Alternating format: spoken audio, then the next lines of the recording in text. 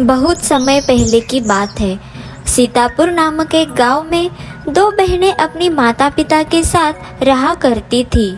रीना और टीना दोनों में बहुत अंतर था।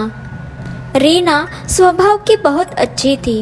वह हमेशा अपनी छोटी बहन की मदद करती थी और वहीं दूसरी तरफ टीना, वह बहुत घमंडी, नकचड़ी और बदतमीज थी। वह कभी भी अपनी बड़ी बहन की इज्जत नहीं करती थी। ऐसे ही एक दिन दोनों बहनें बगीचे में खेल रही थी। तुमने चीटिंग की है, तुमने जानबूझकर मुझे गिराया है, वरना मैं तुम्हें पकड़ने ही वाली थी। तुम हारने वाली थी, इसलिए तुमने मुझे गिराया। तुमने चीटिंग की है। हाँ, अब मैं जीत गई हूँ, इसलिए तुम मुझ पर झूठा इल्जाम लगा रही हो। मैंने कोई चीटिंग नहीं की है। और हाँ, मुझे हराने वाला आज तक पैदा ही नहीं हुआ, तो तू मुझे कैसे हरा देती? मैं किसी से नहीं हारती, मैं हमेशा जीतती ही हूँ। ऐसा कहकर टीना भागने लगती है कि तभी उसे एक आम का पेड़ दिखाई देता है। अरे वाह, यहाँ तो बहुत ही रसीले ताजे ताजे आम लगे हैं। जरा दो आम तोड़ ही लेती हूँ मैं। लेकिन यहाँ तो चिड़िया का घोंसला बनाया हुआ है। ये चिड़िया के बच्चे मुझे आम तोड़ने नहीं देंगे। ऐसा करती हूँ कि ये घोंसला ही पहले तोड़ देती हूँ। ना रहेगा बांस, ना बजेगी बांसुरी, और मुझे आम भी खाने को मिल जाएंगे, रसीले रसीले। ऐसा कहकर टीना एक बड़ा सा पत्थर मारकर चिड़िया का घोंसला तोड़ देती है और आम ले जाती है। कुछ समय बाद रीना भी उसी जगह से गुजरती है। चिड़िया का घोंसला टूटा हुआ देखकर और चिड़िया के बच्चों को रोता हुआ देखकर रीना को बहुत ही दुख होता है और वह चिड़िया के घोंसले को बनाने लगती है कि तभी वहाँ चिड़िया आ जाती है और वह अपने बच्चों का घर टूटा हुआ देखकर तिलमिला जाती है और वह चिड़िया रीना को गुस्से से श्राप देती है। तेरी इतनी हिम्मत कि तूने आम खाने के लिए मेरे बच्चों का घर उजाड़ दिया। मैं तुझे श्राप देती हूँ कि तेरा रंग हमेशा के लिए काला हो जाए और तेरे बाल हमेशा के लिए बिल्कुल छोटे हो जाए। चिड़िया रानी, चिड़िया रानी, चिड़िया रानी, मेरी बात सुनो, मेरी बात सुनो चिड़िया रानी। बेचारी रीना चिड़िया को सारी बात बताना चाहती थी कि उसने वह घोंसला नहीं तोड़ा, वह तो उसके बच्चों की मदद कर रही थी। लेकिन वह चिड़िया रीना की एक भी बात नहीं सुनती और रीना को श्राप देकर वह चिड़िया अपने बच्चों को लेकर कहीं और चली जाती है। बेचारी रीना को अपनी बहन के किए की सज़ा मिल जाती है और जब रीना घर आती है तो वह अपनी माँ को सारी बात बता देती है। रीना की सारी बातें सुनने के बाद रीना की माँ रीना को एक जोर का थप्पड़ मारती है और उसे कहती है, मनहूस, तुझे क्या जरूरत थी वह चिड़िया का घोंसला तोड़ने की? देख, तुझे कितनी बड़ी सजा मिली है उसकी। अगर आम नहीं खाती तो मर नहीं जाती। अब तुझे इस घर में रखना तो पड़ेगा ही, लेकिन तेरी वजह से हमारी कितनी इंसल्ट होगी, कितनी बेइज्जती होगी हमारी, तुझे क्या पता। एक बहन इतनी ज्यादा खूबसूरत और एक इतनी ज्यादा बदसूरत, तूने तो हमें कहीं का नहीं छोड़ा, कहीं का नहीं छोड़ा। मम्मी, मेरे बात का विश्वास करो, मैंने चिड़िया का घोंसला नहीं तोड़ा। मैं कभी किसी का बुरा नहीं चाहती। मैं तो चिड़िया का घोंसला ठीक कर रही थी। मैं आम नहीं खाना चाहती थी। टीना मन ही मन बहुत ही खुश हो रही थी क्योंकि चिड़िया पहले आती तो ये सज़ा उसे मिलने वाली थी और वह किसी को नहीं बताती कि उसके किए की सज़ा उसकी बहन को मिली है, बल्कि अब वह रीना का मजाक उड़ाने का एक भी मौका नहीं छोड़ती थी। उसका हमेशा मजाक उड़ाती रहती थी। उसके छोटे बालों का, उसके रंग रूप का हमेशा मजाक उड़ाया करती थी और रीना चुपचाप सब सुन लेती थी और हमेशा भगवान से प्रार्थना करती रहती थी कि वह पहले जैसी सुंदर हो जाए। ऐसे ही समय बीत रहा था दोनों बहनों की शादी की उम्र हो जाती है। देख मनहूस, तेरे कर्मों की सजा हमें मिल रही है। अब तक न जाने कितने रिश्ते आए, पर तेरे ये छोटे बाल देखकर, ये रंग रूप देखकर रिश्ता ठुकरा कर चले जाते हैं। अब तो ऐसा लगता है कि तू सारी उम्र हमारे सिर पर बोझ ही बनी रहेगी। ऐसे ही समय बीत रहा था। रीना के लिए एक और रिश्ता आता है। तभी टीना रीना से कहती है, चल बहना, तेरे लिए एक और रिश्ता आया है। आज तेरा मैं कोहर कर देती हूँ, ताकि तू उन लोगों को पसंद आ जाए और हमारे घर से दफा हो जाए। सबसे पहले तो तेरे छोटे बालों को छुपाना पड़ेगा और फिर तेरा मैं मेकअप कर देती हूँ। कुछ समय बाद टीना रीना के बाल एक चुन्नी से ढक देती है और उसके चेहरे पर मेकअप भी कर देती है। लड़के वालों को रीना पसंद तो आ जाती है, लेकिन बहुत सारे दहेज के साथ। देखो बहन जी, हम तुम्हारी इस बदसूरत बेटी को हमारे घर की बहू बनाने के लिए तैयार तो है, लेकिन देखो आपको खर्चा तो करना ही पड़ेगा। हमें 20 लाख रुपए कैश, एक बहुत बड़ी गाड़ी और बहुत सारा सामान चाहिए। अगर आप लोग ये सब कुछ दे सकते हो तो हम आपके बेटी को अपनाने के लिए तैयार हैं। चलो कोई बात नहीं, कम से कम ये मुसीबत तो घर से टल जाएगी। इसकी वजह से जो बदनामी होती है उससे तो हम लोग बच ही जाएंगे। अगर ये भी रिश्ता हाथ से चला गया तो पता नहीं इसकी शादी होगी भी या नहीं। ठीक है बहन जी, ठीक है, आपकी जो शर्तें हैं हमें मंजूर है। रीना की माँ रीना की शादी बहुत सारा दहेज देकर करने के लिए तैयार हो जाती है।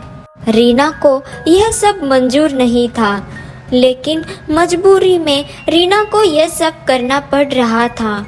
रीना की शादी हो जाती है, लेकिन ससुराल में उसे बहू की तरह नहीं बल्कि एक नौकरानी की तरह रखा जाता है।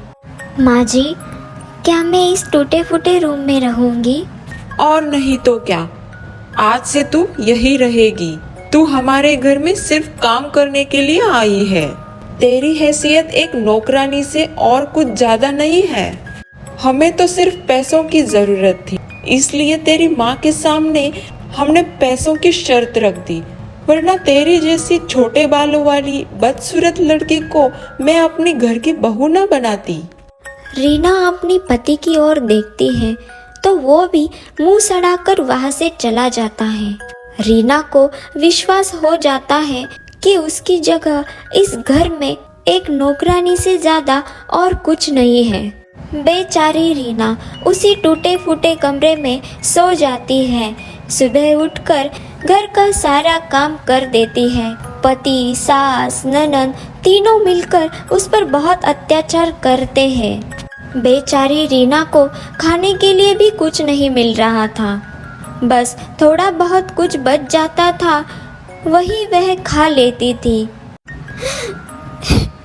हे ऊपर वाले, मैंने ऐसा कौन सा पाप किया था कि मुझे उसकी इतनी बड़ी सजा मिल रही है। मैंने तो कभी किसी का बुरा नहीं चाहा, सबके बारे में अच्छा ही सोचती हूँ, तो फिर मेरे साथ ऐसा क्यों हो रहा है?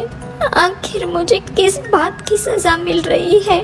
किस बात की? ऐसे ही रीना रोती रहती थी और ऊपर वाले से शिकायत करती रहती थी कि उसे किस बात की सजा मिली है। ऐसे ही समय बीत रहा था। एक दिन रीना जो देखती है तो उसके पैरों तले जमीन खिसक जाती है।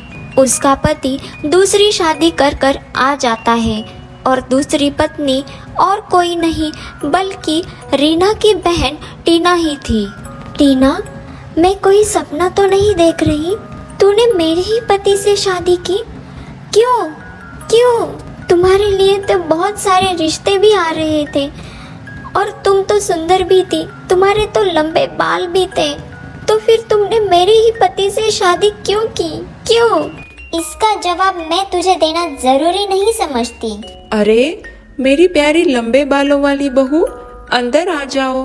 अब मैं तेरी वजह से सर उठाकर चल तो सकती हूँ, वरना इस छोटे बालों वाली बहू से मुझे कितनी शर्मिंदगी उठानी पड़ती थी, ये क्या जाने।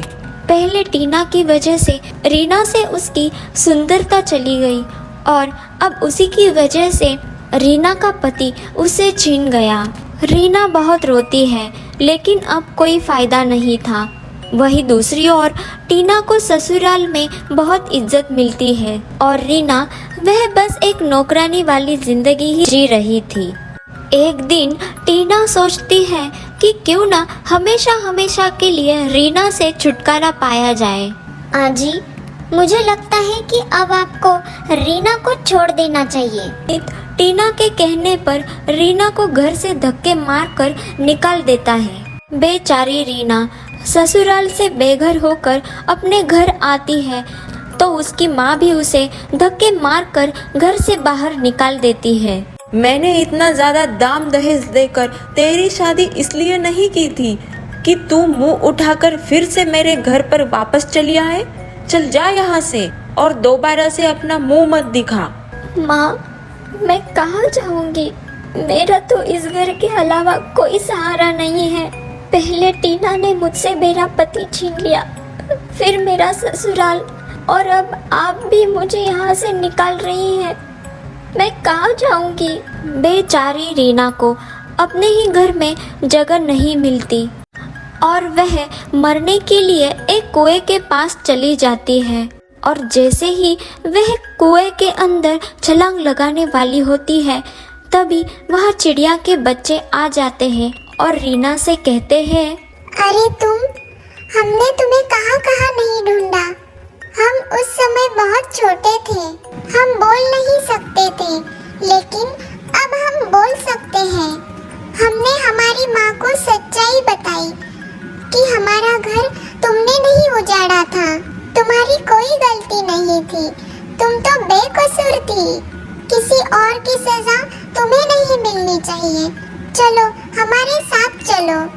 चिड़िया के बच्चे रीना से बोल ही रहे थे कि तभी वहाँ चिड़िया आ जाती है और वह रीना से कहती है, मुझे माफ कर दो, किसी और की सजा मैंने तुम्हें दे दी। मेरे बच्चों ने मुझे सब बता दिया है और इन्होंने तुम्हें हर जगह ढूंढा भी, लेकिन उन्हें तुम कहीं नजर नहीं आई। और अब मैं अपना श्राप वापस लेती हूँ और अब तुम पहले से भी ज्यादा सुंदर हो जाओगी। चिड़िया अपना श्राप वापस ले लेती है और रीना पहले से भी ज्यादा सुंदर हो जाती है। खुद को इतना ज्यादा सुंदर देखकर रीना बहुत खुश हो जाती है और अब वह मरने के बारे में नहीं सोचती। वह अपना पालन पोषण करने के लिए जंगल से लकड़ियां काटकर बेचना शुरू कर देती है और तभी उसकी मुलाकात एक राजकुमार से होती है और राजकुमार रीना को एक ही नज़र में पसंद कर लेता है और वह रीना के सामने शादी का प्रस्ताव रखता है तो रीना उसे इनकार नहीं कर पाती और रीना की शादी एक राजकुमार से हो जाती है। और वही दूसरी तरफ टीना का पति रोज शराब पीकर उसकी पिटाई करता था क्योंकि वह एक बुरा इंसान था और टीना को उस बुरे इंसान के साथ अब पूरी जिंदगी बितानी पड़ रही थी और रीना एक राजकुमार के साथ हंसी खुशी जिंदगी व्यतीत कर रही थी।